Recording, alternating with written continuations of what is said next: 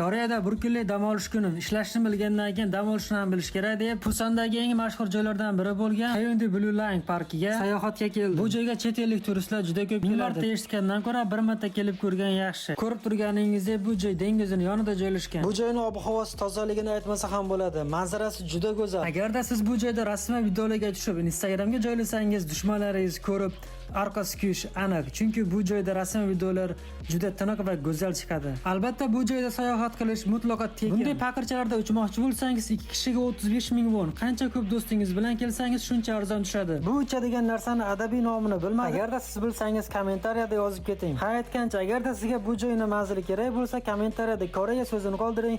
Albatta men sizga manzilini yuboraman. Agarda sizga Koreya hayoti va shunaqangi sayohatlar qiziq bo'lsa, albatta menga obuna bo'lib qo'ying. Bu videoni Koreyadagi va Koreyaga kelmoqchi bo'lgan do'stingizga yuborib qo'ying.